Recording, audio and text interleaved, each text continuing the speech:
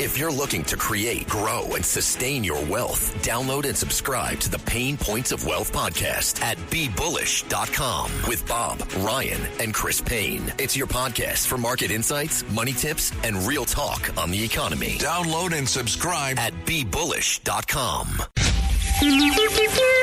It's the 77 WABC News Hour. Talking the news with Noam Laden. All the news you need to know with Joe Nolan, traffic, Justin Ellick, sports. And now, Talking the News with Noam on 77 WABC. Yes, that's me, 5 o'clock. Good morning. It is Tuesday, November 4th. Your forecast from the 77 WABC Weather Center. Sunshine today. Nice day on the way. High 58.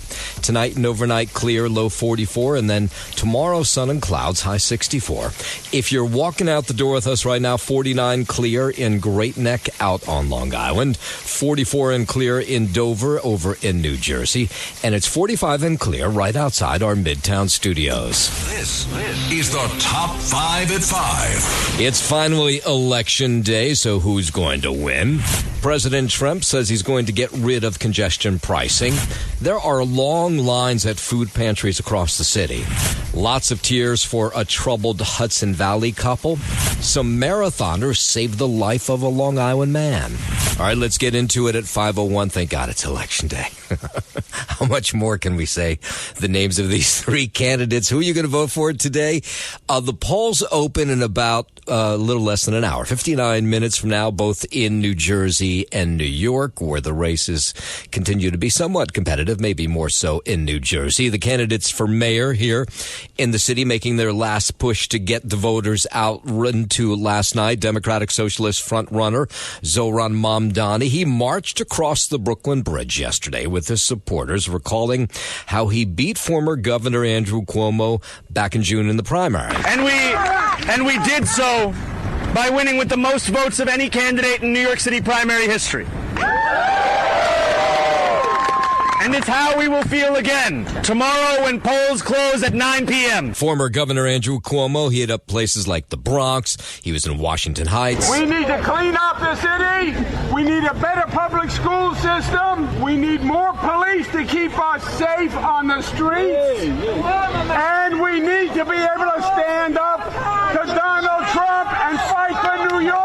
And he ended the day right here on 77 WABC on Katz and Cosby, making an appeal to Republican voters who he needs if he has any chance of winning today. Yeah, John, this is simple. This election is the most important election of my lifetime, of all of our lifetimes. And it's different. It's not between two people. It's not between two parties, Democrat Party, Republican Party. It's two different philosophies. It is whether we continue as New Yorkers, as a regulated capitalist society, or we're a socialist society. That's what's on the ballot here. And we have no future as a socialist society.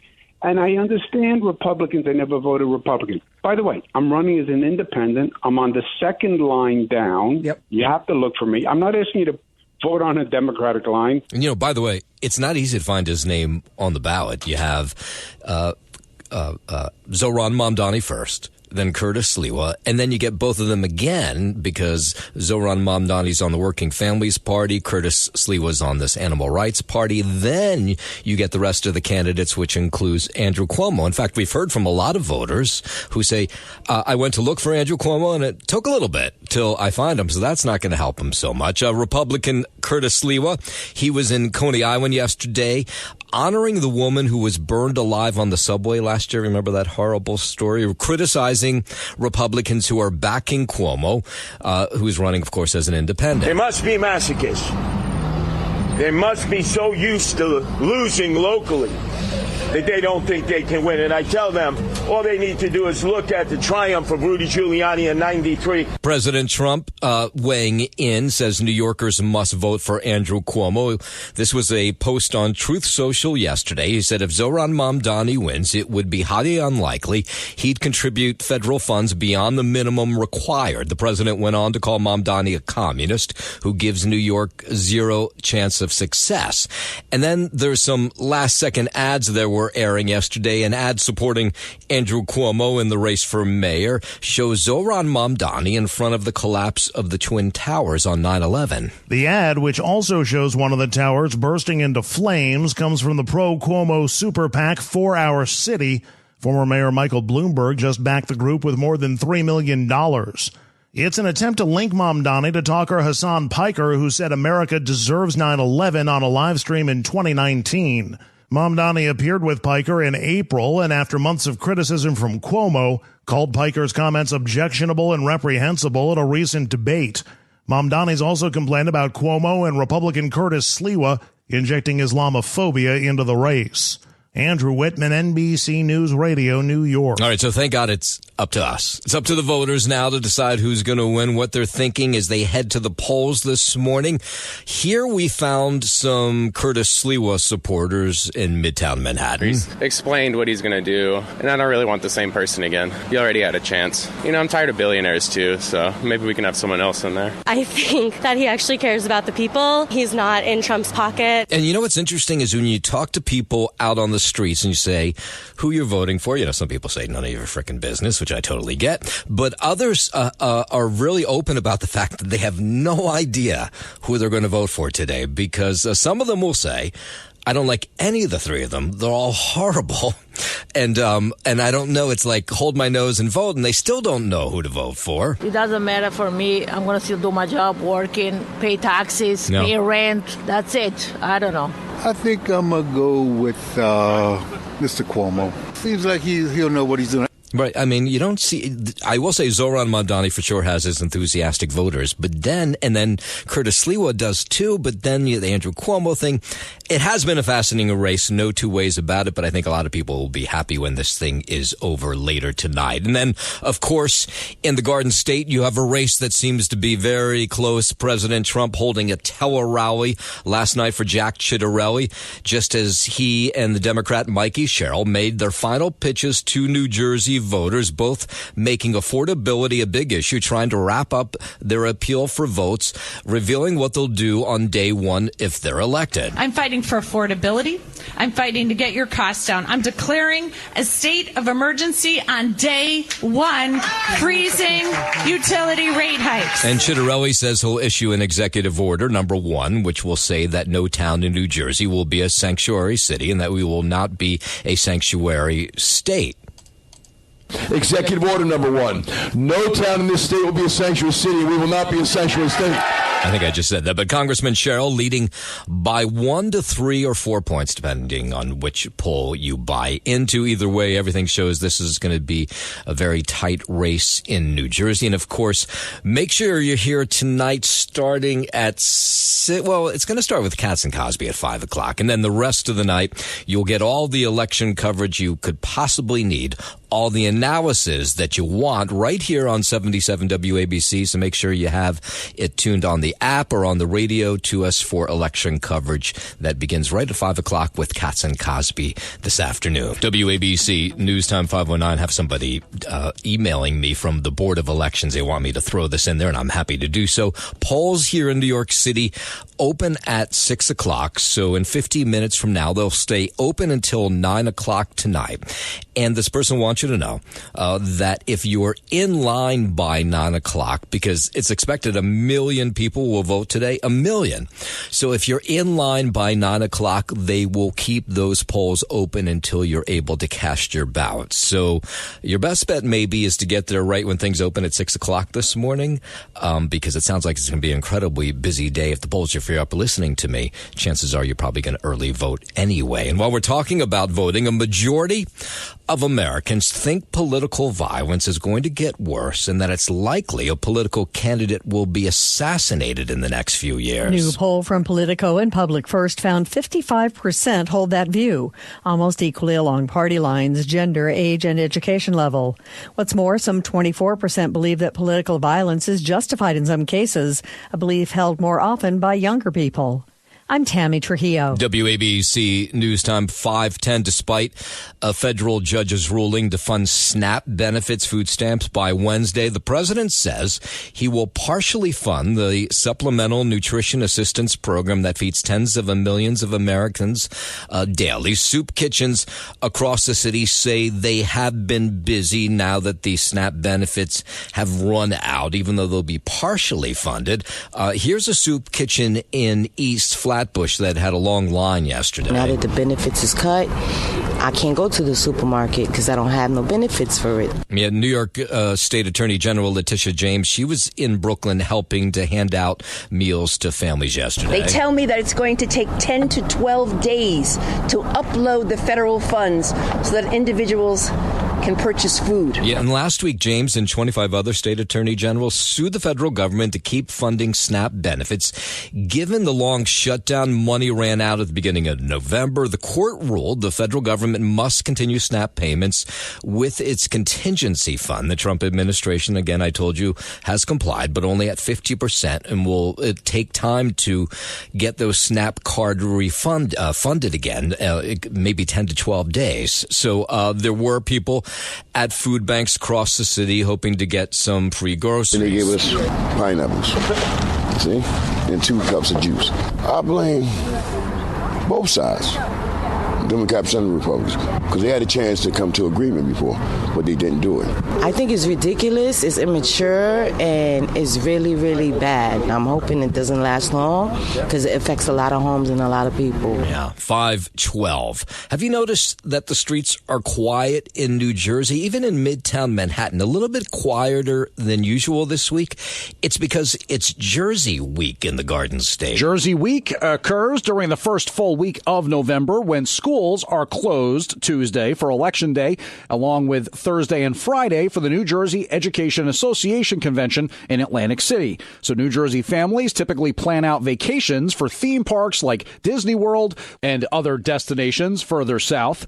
Vacationing families also face slowdowns at Newark Airport, where there was a ground delay Sunday due to staffing shortages. James Flippin for 77 WABC News. WABC News Time 5:13. A rise in illegal immigration at the southern border, which started in July, continuing to climb, and they're scratching their heads. They thought that the Trump administration had sealed the borders off well enough, but there is this surge. The Texas border sheriff, Thaddeus Cleveland, says his deputies have been busy helping Border Patrol. Over the last 3 days, probably six or seven groups crossed the border out this way. Yeah, the latest numbers show that Border Patrol made about 8,400 apprehensions at the southern border in September. That's nearly double what it was in July. They're still extreme low numbers, but it went from 4,500 to 8,500. So, it shows that we can't let our foot off the gas, if you will. Yeah, so the thought is that some of the people being sent packing back home are just turning around and trying to get back in. 5:13. Charlie Kirk's widow fighting to have cameras in the courtroom for the trial of her husband's assassin, I should say alleged assassin, Erica Kirk,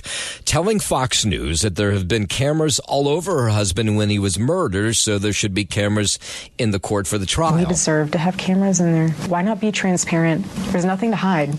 I know there's not, because I've seen what the case is built on. And she says this is the best way for Americans to see what true evil is if they're able to watch this trial blow by blow. Let everyone see what true evil is. The Utah judge in the case has placed restrictions on camera coverage of the preliminary court proceedings for accused killer Tyler Robinson, but has not yet banned cameras entirely. The 22-year-old is accused of murdering Kirk during a Turning Point rally at a Utah Valley University. That was back on September 10th. In a moment, we'll give you the latest on the shutdown and who it's affecting today. The airports, some of them, a mess. We'll get into that in just a moment. But first, 5:15. Let's head over to the 77 WABC Sports Desk. Good morning, Justin Ellick. Good morning to you, Noam Layden. Starter here on the hardwood at the Garden. Karl Anthony Towns scored a season-high 33 points and grabbed 13 rebounds, leading the Knicks to a 119-102 victory over the Washington Wizards. Jalen Brunson and OG Anunoby each added 16, and Jordan Clarkson scored 15 off the bench. Josh Hart had 12 points and 10 rebounds. The Knicks are 4-0 at home this season and 0-3 on the road. Towns finished the first half with 16 points and 10 rebounds. New York continued to pour it on in the third quarter. Leading 74-65, the Knicks scored the next 17 points to take a 91-65 lead, and one look back from there. Up next for the Knicks, they'll host the Minnesota Timberwolves tomorrow night. Speaking of those Timberwolves, they handed the Nets their 7th straight loss to start the season. The final score 125-109 from Brooklyn. Cam Thomas had 25 points, and Nick Claxton chipped in 19 for the Nets, who fell to 0-7. The Nets opened the 2009-2010 campaign with 18 straight losses while playing in New Jersey 2 seasons before their move to Brooklyn. Zion Williams hit a three-pointer from the left wing and was fouled by Julius Randle before his free throw put Brooklyn ahead 88-87 with just under 2 minutes remaining before straight missed shots and 2 turnovers thereafter from Brooklyn allowed Minnesota to take the advantage. Up next for the Nets, still searching for that first win. They'll visit the Pacers in Indianapolis tomorrow night. Wait, so what are they, 0-7? 0-7. Oh, my God. Yeah. Franchise record is 0-18, though, so they got a ways to go. Okay. They got a ways to go. If you want to, it is the same franchise. Obviously, they were playing in New Jersey, but yeah, they were the New Jersey Nets. Then 0-18 they started that season. So we'll see. Got a little bit to go here. Going look ahead to the ice tonight. 2 7 p.m. puck drops. The Rangers will welcome in the Carolina Hurricanes, and the Islanders. They're at home as well. They will host the Boston Bruins. And last night on the gridiron, wrapping out Week 9, Monday Night Football, your final from Dallas. The Cardinals leave Dallas 3-5. They beat the Cowboys 27-17. Cowboys now fall to 3-5-1. And, a lot of people couldn't watch this game last night because there's a blackout of ABC and ESPN on YouTube TV, which is the biggest provider outside of cable out there, which is like millions of people couldn't watch this game. And the Eagles, my Eagles next Monday night play the Packers. And that's also ABC. Exactly. Yeah. So if they don't work out a deal sometime before then, I will be watching that game illegally. I don't know what to tell you. Yeah, I got one of my kids was texting me after I fell asleep. How do I watch this game? Just like, you know better than me how to steal it. Just Google it. Yeah. Just Google it. Exactly. It's too easy. I mean, you'll get viruses all over your computer. And you need to put up some sort of pop-up blocker. Yeah, all right, just do it. Come on. Otherwise, you get tons of ads that you shouldn't be seeing. Yeah, well, at least my kids, anyway. To say the least, if you want to call those ads.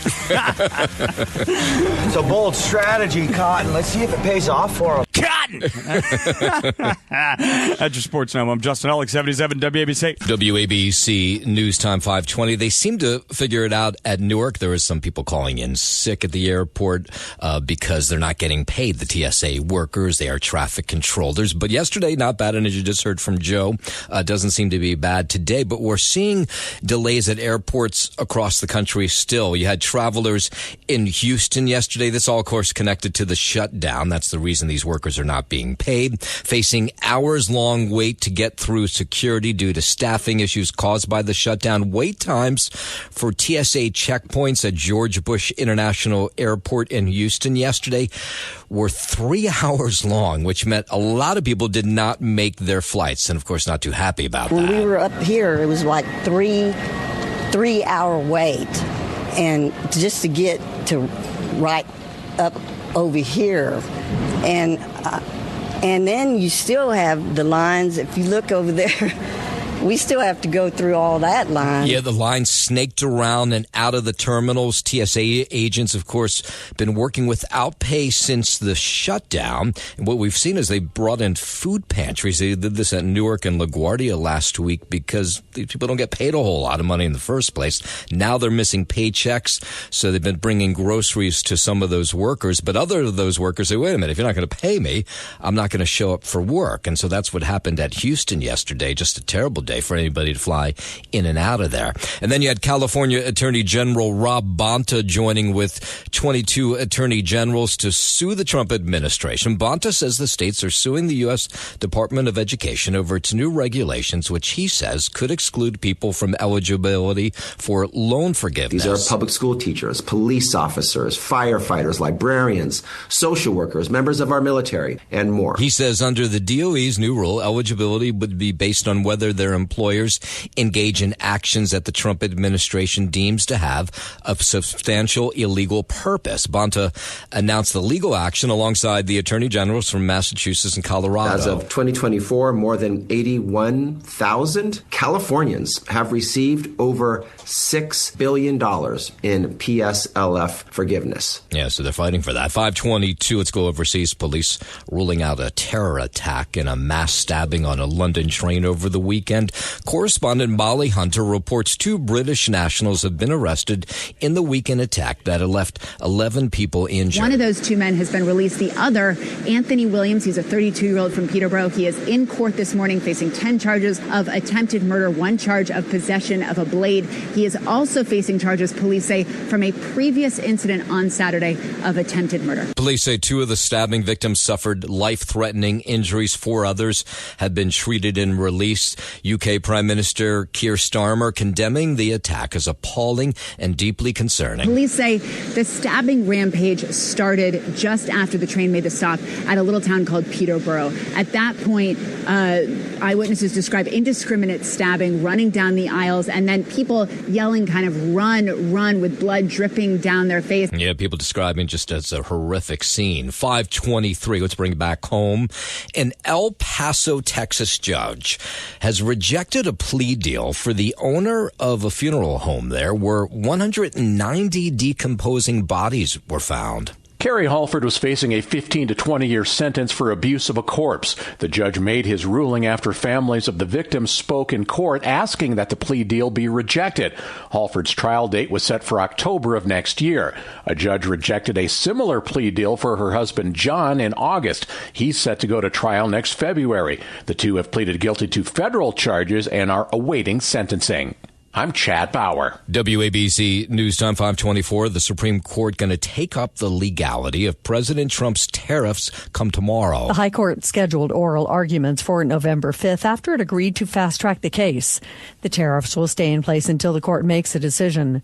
The president had previously said he was considering the unprecedented move of attending this week's arguments, but now he says he'll stay away so as not to be a distraction. Instead, Treasury Secretary Scott Bessent says he'll be there and says he's hoping for a ringside seat. I'm Tammy Trujillo. Technology causing the death of another form of payment. Bree Tennis on why check is no longer in the mail. Target says only 3% of their transactions are with checks, so they banned them. So did Aldi, Old Navy, Lululemon, Whole Foods, and a long list of other companies. The Federal Reserve says it's good for business because credit or debit cards have less fraud. They're also faster at the checkout. It's the over 50 age group that still writes checks, and it's hard to give up, like having cash in your wallet, something the younger generation also doesn't grasp. I'm Bree Tennis. I can't remember the last time I pulled out a check. Well, that's going to be a long time ago. The Dodgers returned to Los Angeles yesterday, 2nd consecutive World Series championship parade. Tens of thousands lining the streets.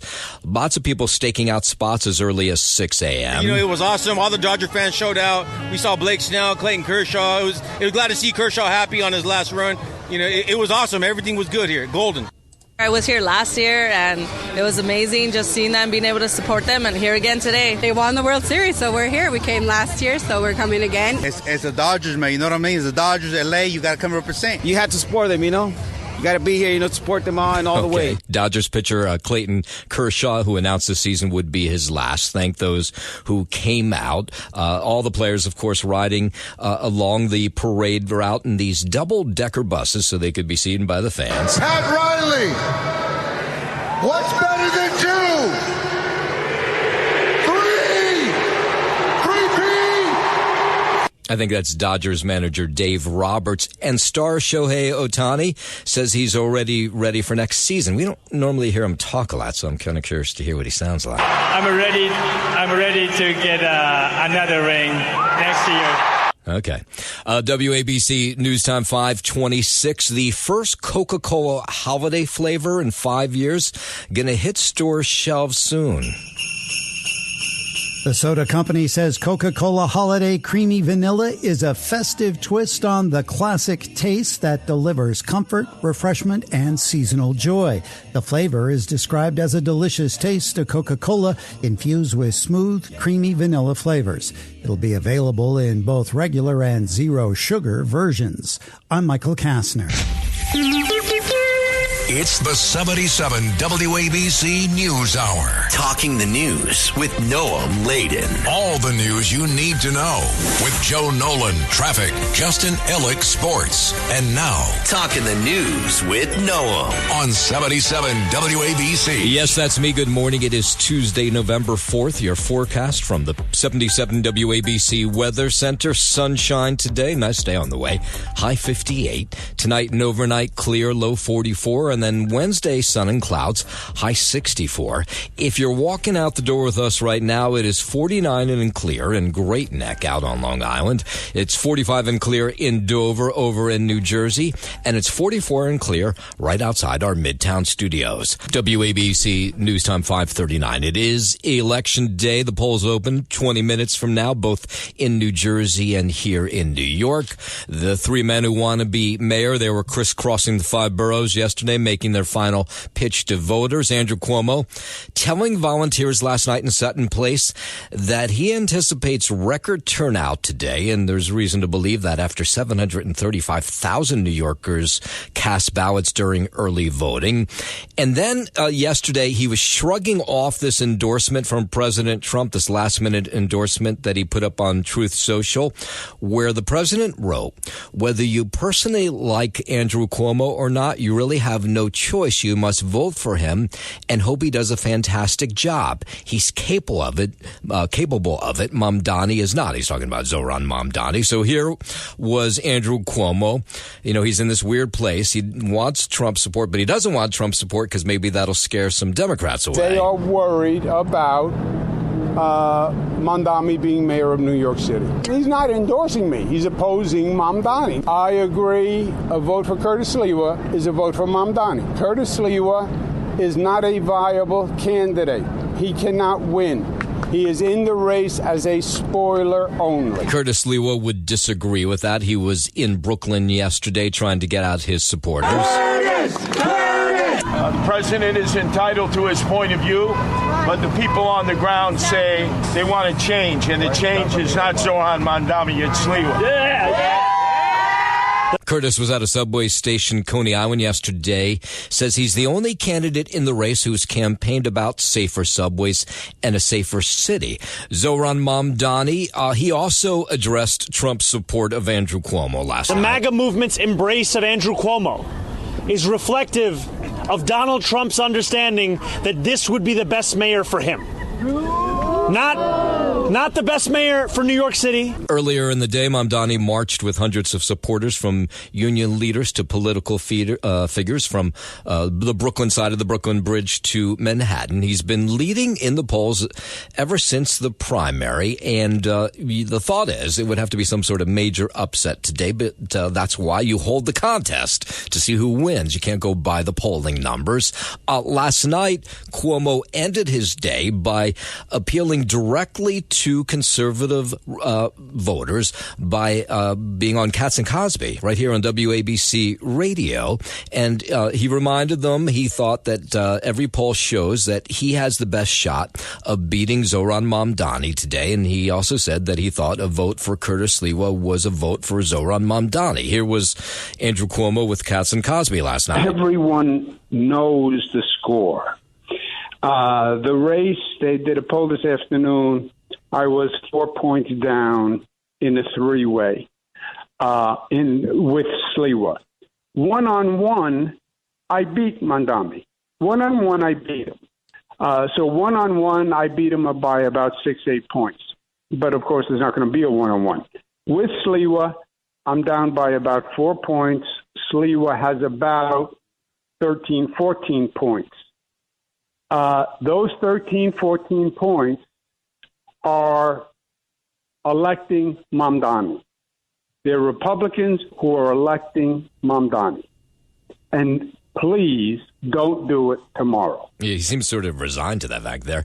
Over in New Jersey, over 1 million people have already voted there in early voting and absentee ballots. It is a tight race between Democrat Mikey Sherrill and Republican Jack Ciattarelli. Last night, Ciattarelli got some help from President Trump, who joined the Republican nominee by phone during a tele-rally. This was in Totowa. Mikey Sherrill. The only thing she's got going is it's a very unusual name. I've never heard of the name Mikey for a woman, but maybe this will be the list. Okay. The president also posted about the race on social media last night, saying all you get for voting for a Democrat in New Jersey is high crime, energy prices through the roof, and men playing in women's sports. So he was telling people to vote for Jack Ciattarelli. The congresswoman, former naval officer, did not respond to the president's attack last night. Instead, she was in Montclair, which is her hometown, for a final rally. She had already made stops in Union City and Morristown before that. We're fighting for our families. We're fighting for our kids. We're fighting for opportunity. And there was this really cool moment yesterday. So Jack Ciattarelli, or the Republican, made a stop in the morning in front of this captive audience in Totowa at Murph's Tavern, which is a well-known tavern there.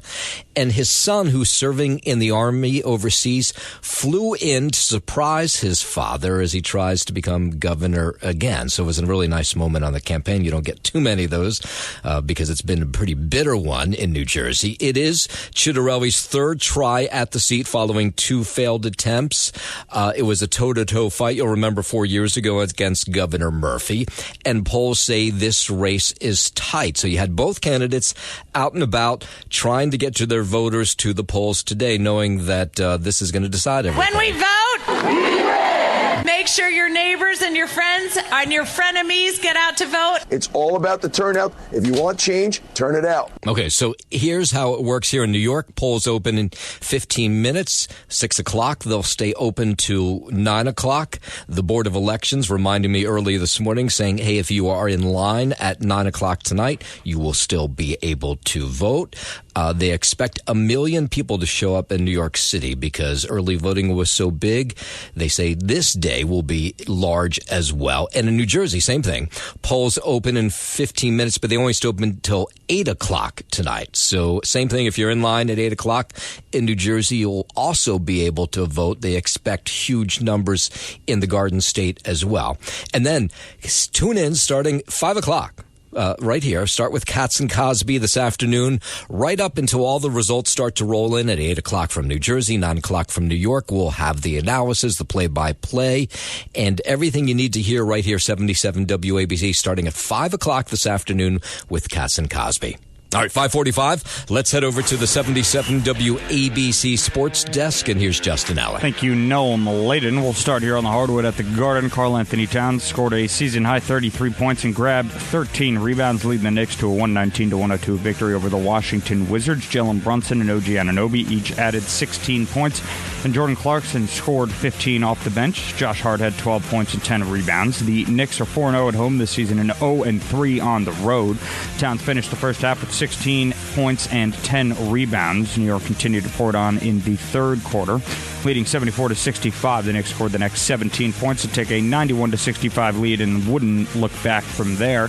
Up next for the Knicks, they'll host the Minnesota Timberwolves tomorrow night. Speaking of those Timberwolves, they handed the Nets their 7th straight loss to start the season. The final score, 125-109 from Brooklyn. Cam Thomas had 25 points and Nick Claxton chipped in 19 for the Nets, who fell to 0-7. They opened the 2009 to 2010 campaign with 18 straight losses while playing in New Jersey 2 seasons before their move to Brooklyn.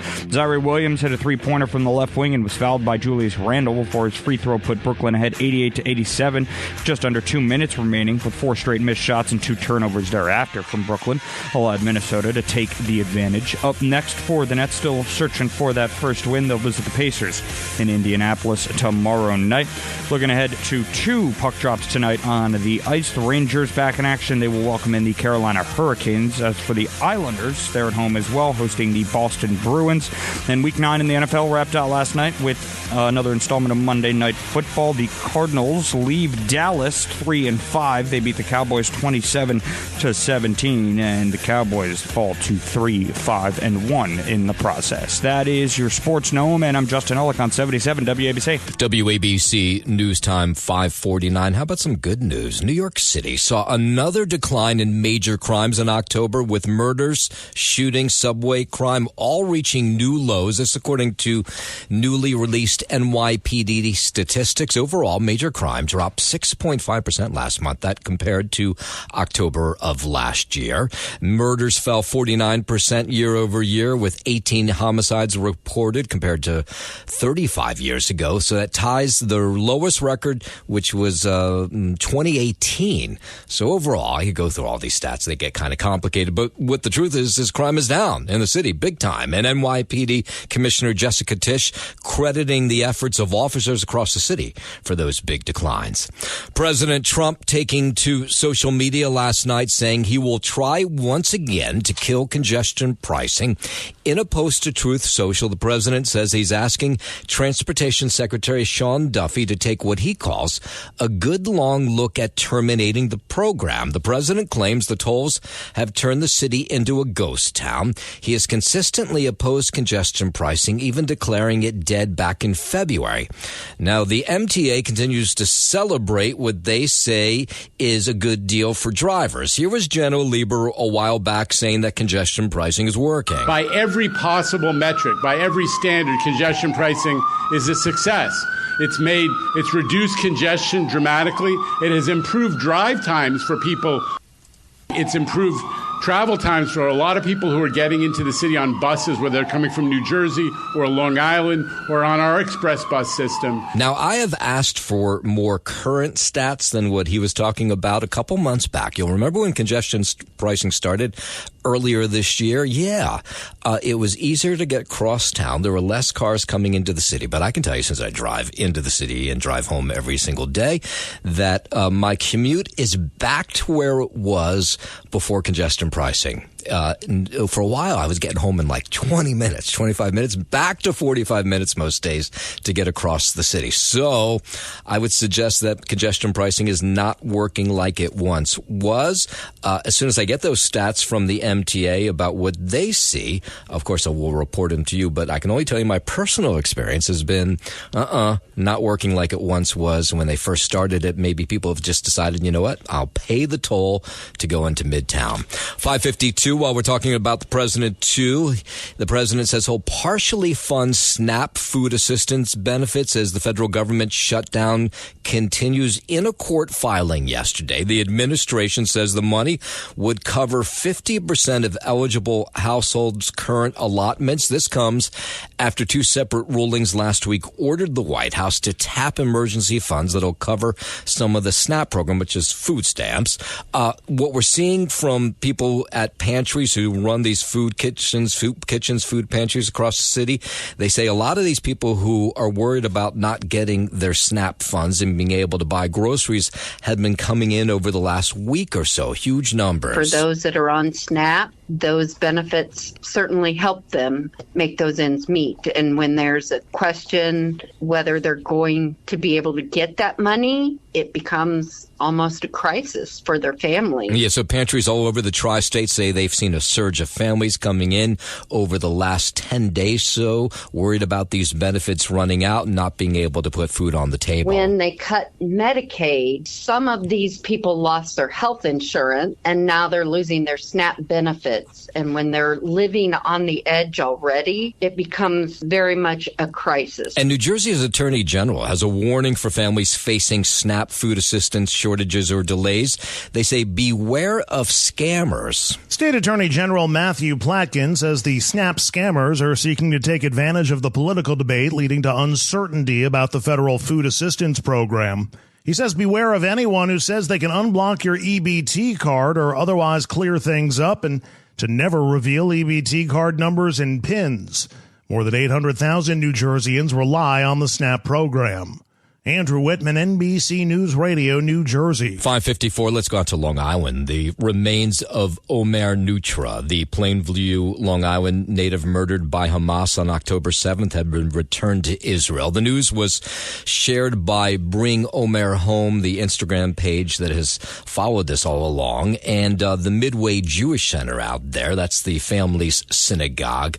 They're happy that the remains are back, but of course the sadness is that he's no longer here. He was such a leader, a hero. It's been an excruciating time, not just obviously the past 2 years, but past several weeks that Hamas was supposed to release the body. So almost nightly you hear word that maybe they would release a hostage or two, and then the families would be up in the middle of the night waiting for DNA tests, I guess, to come back. Yeah, Nutra, 21 years old. He was serving as a tank commander in the Israeli military on October 7th when Hamas terrorists launched that attack that killed nearly 1,200 people, took another 250 hostage. Last December, the Israeli military said that they had intel that revealed Nutra was killed during the attack and that militants took his body into Gaza, but now it has been finally released. The Nutras had been waiting, this community had been waiting for 758 days for that real certainty. Yeah, there is a street now in Plainview that's been renamed Captain Omer Nutra Way. The family plans on burying